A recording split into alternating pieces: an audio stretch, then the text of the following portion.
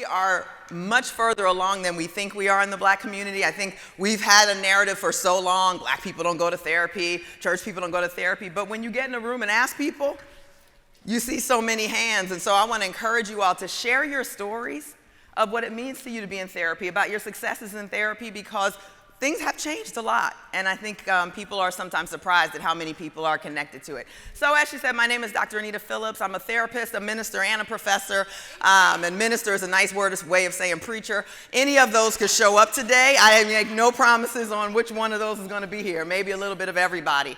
But I'd like to quickly ask a few of you to tell me why you chose this session. What is it that you're specifically hoping to get today? Trauma information, okay, we're definitely going to talk about that. Why else? Anything else? Curious as to why people chose this session today. What are you hoping to get? Because I have a short period of time and I want to give it to you. Go ahead. How to get unstuck, okay? Anybody else? How to function after the trauma. Okay. Stay focused. A wellness plan for grieving, because grief is a form of trauma. Loss, particularly unexpected loss, sudden loss, is a form of trauma. Just a wellness plan in general, okay? Wellness and faith. Awesome. Well, I will try to touch on all of those. Go ahead. Staying grounded spiritually. And this is such a natural space for us as Black women. Nobody does spirit and emotion all together like we do. Spirituality is so defining in terms of our worldview. Almost 3 years ago, I had the opportunity to travel to South Africa, and we went out to visit the Zulu villages. And there was one made certainly for tourists and had all kinds of signs to help us understand what was going on. And there were signs on trees explaining the roles of different people in the village. And I found myself standing in front of one that said Sangoma. And I was drawn to it, and when I read the definition, it said that the role of the Sangoma in the village was to attend to both the spiritual and psychological health of the village. And I was so moved by that, because that told me that as far back as we can get in our ancient traditions, it was not uncommon for a single person to deal with spirituality and psychology, to deal with faith and emotion. This is actually a natural, central part of the traditional African worldview. And so I think that's why it's been so important, such an important question in our community. How do we handle faith and mental health? The idea that faith stays at church and mental health stays in the office is not our original idea. We come from peoples who connect these things very deeply. And so if we're working to get back to a state of health that we define for ourselves, if you study across worldviews of traditional African perspectives, you will see this over and over again, that somehow our spirituality and our emotions are linked. And so until we really begin to work from that space, I think we're missing an opportunity to have a holistic sense of wellness. So when I talk about a faith-led emotional wellness response to trauma, I want to put it in that perspective for you today. So first thing is, what is trauma? We think that we know what it is, and most of us think about trauma as the big stuff that happens to us. The sexual abuse, the rape, the car accident, the sudden death, people going off to war, witnessing violence on a regular basis. These are traumas that we define as trauma with a capital T. These are the things we think about, and sometimes people develop post-traumatic stress disorder as a result of that. But we are also exposed to something that we call the little t traumas, developmental traumas. And many times we overlook developmental traumas. Developmental trauma is those little things that happen to us as we're growing up that may not be so little. I'll give you an example of one of mine. On a hot Saturday afternoon, my mom was baking a cake for the church dinner the next day. And she was not in a good mood. Never get married, never have no kids, and move to California. Well, man, that really hurt my feelings. It's not something that you would call a trauma traditionally. But it was a trauma. It was a developmental trauma because it hurt me deeply. And it began to change my thought process about family and whether family is a trap somehow. And I had to work through that idea after I got married. When I got pregnant, I was suddenly like, and I was like, where is this fear coming from? Where is this stress coming from? I'm happily married. And as I worked with my own therapist to do some backtracking, I realized that starting at that point, I began to think about having children as some kind of limitation, as some kind of trap. But you couldn't have told me that that was a trauma, but it was. And very often we don't give enough credence to the little things. Did my mom mean that? No. Have I snapped at my children?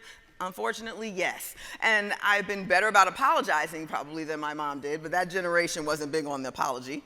But even as you think about trauma today, I want you to expand your idea of what trauma might be, because many of these little experiences have changed us. Experiences in your neighborhood may have changed you in ways that traumatized you because it caused you to come to conclusions that weren't healthy. So a trauma is anything that changes your perspective on yourself, other people, the world, or God. And when our perspective on God has changed, that's a spiritual trauma. And often we're not looking at how that affects our lives as well. So the first step in having a plan to thrive after trauma is to identify your trauma, is to name your trauma. Really examine your life. What lessons did you learn, or what negative conclusions did you come to as a child based on different experiences that you had? Those are traumas if they change the way that you see the world. And particularly, I'm always concerned with it changing the way that we see God. And so we have to name them. So I'm going to urge you to name them and to confront them. I was speaking with a client a couple days ago, and I asked her specifically if she was a survivor of child sexual abuse. And she said yes, but she didn't want to talk about it. And I said, well, I asked you that question because a lot of your explanations and your behaviors are suggestive of symptoms of those who've been sexually abused. And she was very distressed to find out that her behaviors and her stress may have been connected to that trauma. And she didn't want to work on that trauma because she felt like if we talk about it, then I'm giving it power and I'm not going to let it have power over me. But I'm like, sis, it has power over you because you're not talking about it. It's keeping you silent, and you can't fix it without addressing it. So she wanted to just fix the symptoms. She wanted to pick the fruit off the tree. But we got to lay the axe to the root. And so if we only want to work on what's bothering us about our trauma instead of processing the trauma, we're going to keep putting out new batches of fruit every year. And so we have to name our trauma, we have to identify it, and we have to be willing to go to the root to do the work. The second step in this wellness plan is the faith step. Faith is important because with faith, we define what the trauma means. Spirituality is all about applying meaning. Let me give you the difference. Man, this is going to be tough. I got a few minutes. Let me give you the difference between spirituality and religion. Because sometimes it's really difficult for us to understand the difference and how they're connected. So spirituality has to do with what we believe about the world we can't see. That's a basic thing. And we get a lot of that ethnically. Our ethnic worldview defines a lot of that. So if I ask you who God is, I'm not asking for his name or her name in a specific religion. I'm saying, tell me the quality of your deity. Is this a loving deity? Is this an angry deity? Is this a judgmental deity? How do you define what you cannot see? What do you believe about the purpose of life, about where evil comes from, why people do things they shouldn't do? Because these are all ways that we define our trauma, and it affects our faith. And in order for me to have a faith-led response to my recovery, my faith needs to be healthy. Some people have strong faith but not healthy faith. I don't care if your faith is strong if it's not well. You can be strong and wrong. I need your faith to be healthy. And if that faith is telling you things like, or you've been raised hearing things like, well, God allowed it to happen to make you stronger. I'm sorry, but the God that I serve is not sexually abusing children to make them stronger. If you've been told that the reason that your brother was shot down in the street is because God needed another basketball player on his team in heaven, I'm sorry, that's not the God that I know. I don't believe that those are healthy faith perspectives. What they're saying is, I really have no idea, so I'm just making something up. And that's so dangerous for us, because how do you use a faith like that to recover from something that devastated you? So we got to get down into this thing and really ask ourselves, what do we believe about what we cannot see? Because if it's unhealthy and it gives you no power, for us as black people, that doesn't work. Traditionally, we have viewed the spirit realm as a place for information and power. If you explore the Yoruba culture, for example, which influenced many of the enslaved Africans that were brought here, you will find that explanations for what's happening in the seen realm are spiritually rooted. So we go there first for information. That's why as a pastor and a pastor's wife, I get a lot of the requests first. It's traditional for us as African peoples to go into the spirit realm looking for information. And so we have to be careful how we fight against our own culture. Because sometimes we attacked ourselves with a Western tongue. Well, they don't need to go to the pastor, they need to go to the therapist. No, there's something culturally driving us to a spirit space. The question is, how do I as a minister learn to respond in a way that gives you healthy faith and professional help? We also tend to have an action-oriented faith. Tell me what to do. How do I respond? Where can I get power? How can I make a difference? Our faith asks those questions traditionally as African peoples. Our faith is also traditionally thought-led, or I should say our spirituality is traditionally thought-led. Now, this is a little bit of a weakness for us. And every culture has strengths and weaknesses. We're thought-led, but we don't like to talk about feelings. Feelings have not traditionally gotten a lot of attention. It's like, get over it, move past it, feel it, act now, feel it later. And that is fine in some ways. It has kept us healthy. It's one of the reasons that our suicide rates have been traditionally lower, because we would use thought before feeling, even though we were still suffering. However, when we leave emotions out and never come back to address them, they eat us up. And because trauma shakes us on an emotional level, you can't outthink that. You have to get into the emotion space. So this is one of the areas where our traditions fail us a little bit. And then finally, spirituality in the African perspective is fully embodied. We're spirit, soul, and body. We don't leave the body out. And traditional mental health has historically left the body out. So that's something that we're getting better at as mental health professionals, is recognizing that trauma actually lives in the body.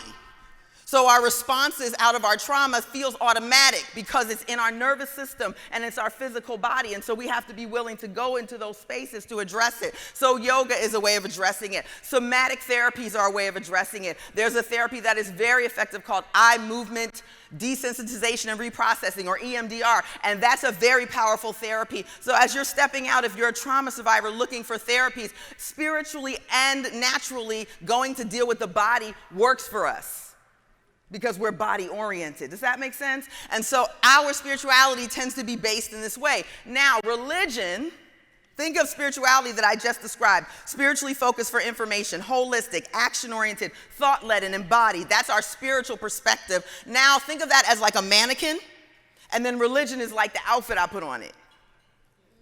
So if I put on a dress and my new friend, Dr. Lauren Powell back there puts on the same dress, it's not gonna look the same on us, because we're about 1.5 feet difference in height. She's much slimmer than me. It's not, you're looking like, is that the same dress? Because it looks so different on our frames. And that's what religion does. That's why Christianity looks so different on us. Christianity on us looks like body. It looks like, hey, it looks like sound. That's very African. We make sound with our body. It looks like dance that we improvise. We praise loud. We expect information. So we approach Christianity differently. So if your spirituality, which is your perspective on the invisible world, has been altered, or you're given a religion that is based on a different culture's spirituality, and that culture's spirituality says that I don't have power in the spirit realm, all I do is follow rules, it doesn't always match us. So when we are preparing to define our trauma against the backdrop of our faith, we have to pay attention to the health of both our spirituality and our religion. Together they make faith. Now, Christianity is my religion. It is the one I was raised in. It's what I know. It's what I believe. But if you were raised in a different religious perspective, this still makes sense. You just have to know your details, but understand what you believe about what you can't see. Because if what I believe about what I can't see says that I'm on my own, then there's no scripture to help me with this trauma. If my spiritual belief is I can find power, then I'm in that Bible looking to say no weapon formed against me shall prosper, and that I can plead the blood of Jesus. That's where our traditions come from. And so you haven't come from an empowering spirituality that allows you to look at trauma a different way. We also tend to believe as African descendants that evil does exist. And that's one of the questions about trauma. Why did this happen to me? Why did it go wrong? Why didn't God stop it? But our spiritual perspective says that evil exists, and some of you have been the victims of evil. There's no other way to explain it. Evil has come into your life. But as an African spirit, I believe that we can combat evil. And through the lens of my Bible, that means 1 John chapter 3, which says, for this purpose will the Son of God manifested to destroy the works of the enemy. So I have power to reverse. So when we're talking about a faith-led emotional wellness plan, we have to identify our trauma, but then we have to make sure that the faith that leads us is healthy. If your faith now, as you're looking at it, you realize it's not healthy, I urge you to begin to address that first. Because whatever meaning you apply to your trauma through your spiritual lens will affect how you feel emotionally. If my spiritual lens says I have no power, what emotions does that lead to? If my spiritual lens said God chose me for this suffering, what emotional response will I have? So you may not realize it, but every time we have an emotional response, it's a response to something that we believe to be true. We believe, and then we feel.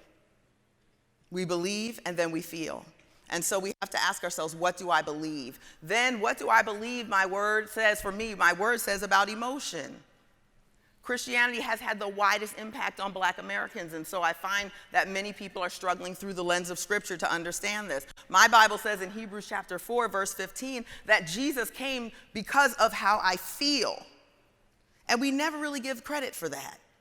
It says, we have not, anybody familiar with that scripture? We have not a high priest who cannot be touched by the feelings. I hear a few folks, by the feelings of our infirmities. But we've been presented this God who doesn't care about how we feel. He just wants us to behave. But there's an emotion space available for healing. But that is important if you're going to have this faith-led perspective. What does your spirituality and your religion tell you about emotion? Are you allowed to feel? We haven't traditionally allowed ourselves to feel. And there are a lot of emotions associated with trauma that have to be addressed. What are some of them? Give me some emotions associated with trauma. Fear, anger, anxiety.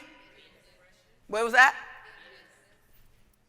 Bitterness, yes, bitterness. Shame, depression. So we have these emotions that can also develop into mental illnesses like generalized anxiety disorder or clinical depression. And how do I deal with that? And for that perspective, we really have to look at the body. And so again, when I'm looking through a faith lens, what does it say about my body? If you're taking notes and you want to use this faith perspective, write down Romans chapter 7. Romans chapter 7 actually defines mental illness and distress very clearly, verses 14 through 25. Some of you have heard it. It's where Paul's talking about what I don't want to do, I do. What I do want to do, I don't do. Every time I try to do right, I do wrong. And then I do wrong when I want to do right. Everybody familiar? And then he goes on to say the reason for this is that there is a law in my member warring against the law in my mind. Think about that. Paul is saying that my body and my mind are battling.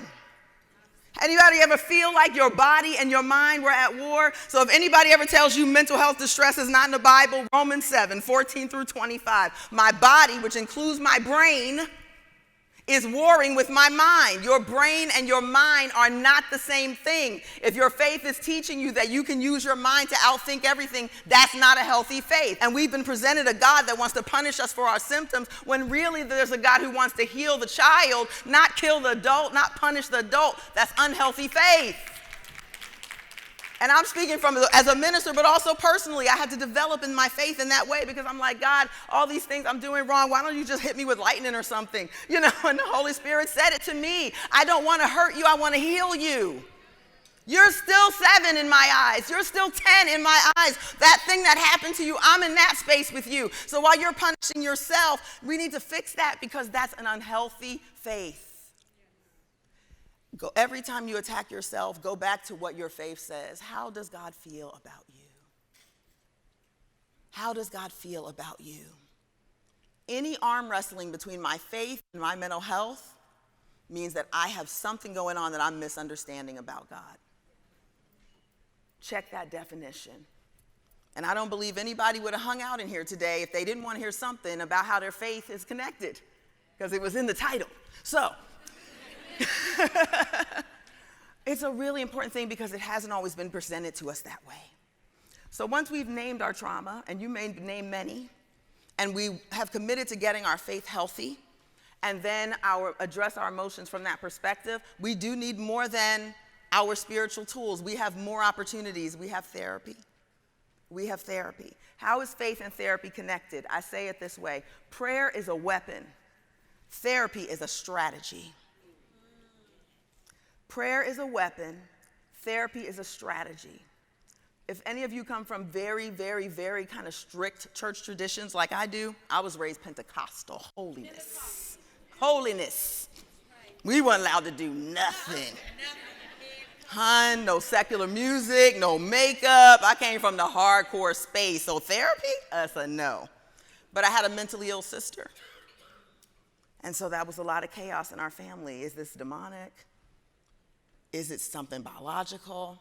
And so we didn't really have therapy space. But what I've come to understand, what is the relationship between faith and therapy? Prayer is a weapon. I can absolutely make a difference in the spirit realm. But therapy is a strategy in the war that I just told you about between my mind and my brain. Because therapy will help reduce the strength of the battle that your body and your brain are waging against you. Medication will reduce the strength of the war that your brain is waging against you. We cannot be afraid of medication, and it is not mutually exclusive with your faith.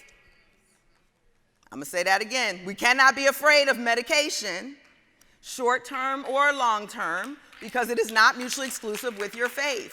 But something from trauma changes the body. And there are many things we can do before we hit the medication level if you want to try those, and exercise and nutrition and getting enough sleep and yoga and movement. All of those things can help. But if you reach a point where you're still not functioning, it is okay to utilize medication. And that is something that we really are challenged with in our community. And many times people feel that they're failing in their faith if they go to that level. And I'm here to tell you it's not the case. And medication is not the end of the line. And you may not need to take it for your entire life. And if your therapist recommends it, it's okay. You're still in control. So once you are working on your healthy faith, you recognize where you need to make that change. You're putting emotional boundaries in place to help you recover from trauma, which includes distance from toxic people, which includes therapy, which includes sleep, which includes eating well, all of the things that prepare you to do your emotional work. The next thing I need you to do is activate community. So we're identifying our trauma and naming it. We're checking on the health of our faith and our emotional space, and I need you to activate community. Community is essential to African worldviews. We know that. But many of us have fallen out of community. We have a few good friends, but larger community has broken down for us. So from a faith perspective, I encourage you to find if you're not in one now, a safe and healthy faith community where you can talk about trauma, where there's talk about mental health at Women's Ministry Night. We need to find a place. And when you look for that place, ask. When you're thinking about joining a church, ask. Is this a place where we can talk about these things? I'm recovering from some things, and I want to be in a place where I can be supported. And if they say, well, we don't do that therapy stuff here, well, move along. Get into the healthiest place you can get. If you're already in a faith community and you're concerned about the health of that faith community, there are ways for you to make a difference and bring mental health in. Give me a call. I'm happy to come and help you. But you may be able to start the conversation, but it's so critical that you activate a healthy community of faith that will not give you messages that work against your recovery. And then I need you to activate community in terms of sisterhood. Support groups, major. I saw a lot of hands go up for therapy. How many people have ever participated in an open support group? A lot less hands. So I want to encourage you to add support groups to your wellness plan. There's a support group for everything. For everything. If you Google it, you will find it. And it will help to change your life more quickly and have you thriving more quickly, because when you connect with other people who have been through the same thing and you begin to hear what's normal response to the abnormal thing that happened to you, it's very, very, very affirming. Also, when you're in a group, people can help you see your changes. Well, 2 weeks ago you came in and you wouldn't even talk to us, and today you just told us your whole story, and you might not even recognize your progression, but other people are helping you recognize your progression. I love to run groups because when I'm done with the therapy group, I step out, but the women have each other. We have to form communities of healing where we explicitly talk about what we've been through and allow ourselves to heal in community and figure out how to protect ourselves and our children and our children's children in community. So please make support groups a part of your wellness plan, even if you have an individual therapist. Support groups are life-changing, and they have them for grief, and they have them for adult children of addicts, and they have them for adults who have been sexually abused. Anything you can think of, there's a group for it. I'm urging you to go to a group. Activate community. Find a healthy faith community, and then a community that's centered on the trauma that you're recovering from. And the final thing that I want to ask you to do, how am I doing? Ooh, pretty good. 3 minutes. The final thing that I want to encourage you to do in this wellness plan is to blend, whenever possible, your faith and your emotional work. Blend them whenever possible, because we're taught to do them separately, and I want you to blend them whenever possible. And because of that, we're going to end by doing a meditation together for anyone who will join me that blends our faith perspective and our emotional work. Anybody up for that? Now, this particular meditation, again, is through a Christian framework because that's where I come from. I don't mean to offend anyone, and if it's something that you don't want to participate in, I understand. But I'd like to give you a living example of what it would mean to intersect your faith work and your emotional work in a meditation that is a response to trauma. So if you're up for that, I'm going to ask you to grab the hands of the sister next to you. Actually, look at you guys grabbing all kinds of hands, but I actually want you to only the sister next to you. So I'd like you to get into pairs. I know, I love it though. I'd like you to get into pairs if possible, and 3 at the most. If you need to do 3, I understand.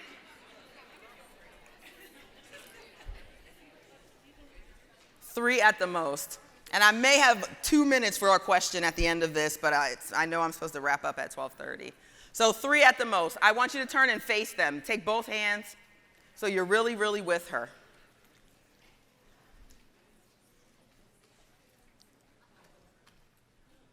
One of the things that trauma does, it puts lies in our minds and hearts about what's possible for us.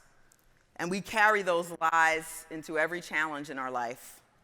And we're constantly in a battle of not letting the world give us evidence that that lie is actually the truth. And so, because lies are one of the fruits of trauma, this meditation is about addressing lies. So, take your sister's hands. I want you to look her in the eye directly.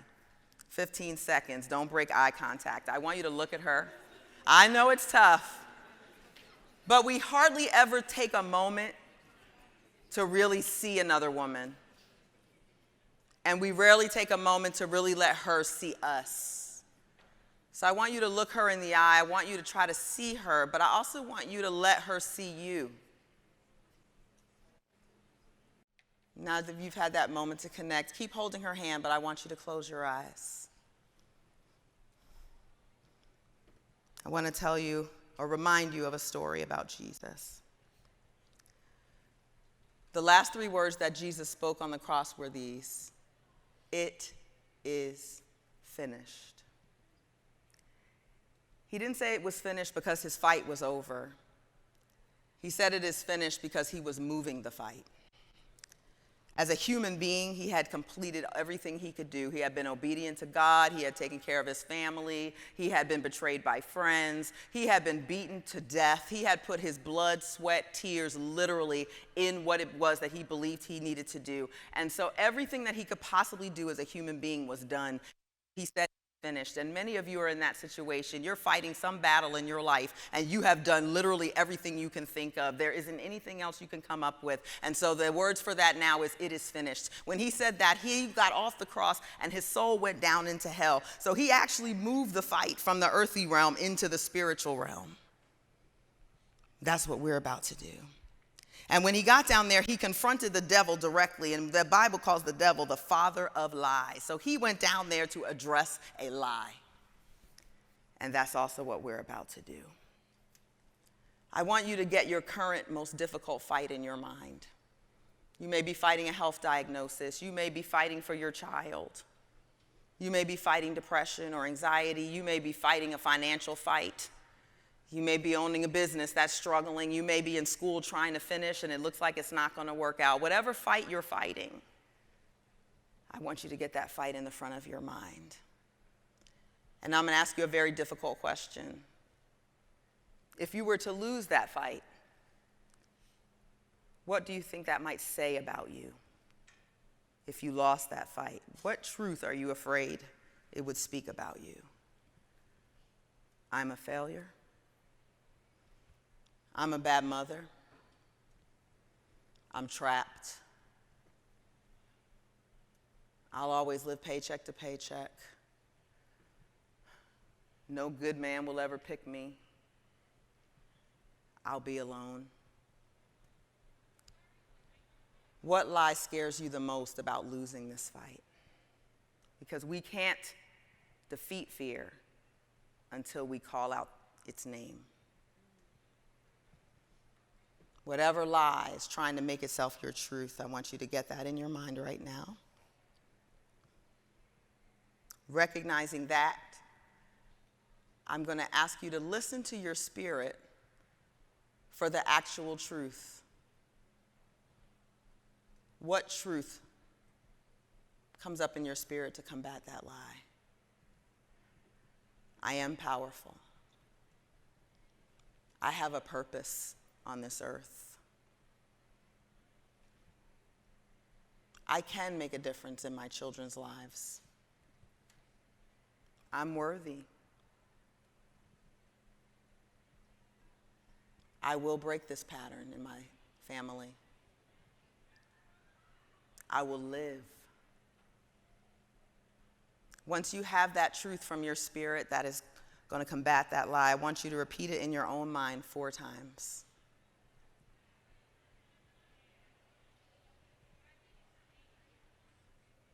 And now that you have repeated that truth, I want you to silently open your eyes and look back at your sister again.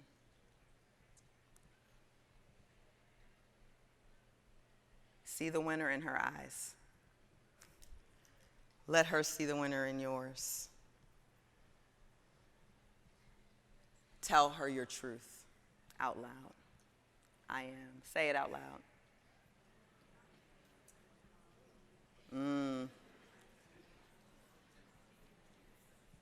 Hear your own voice speaking your truth. Now throw your arms around your sister.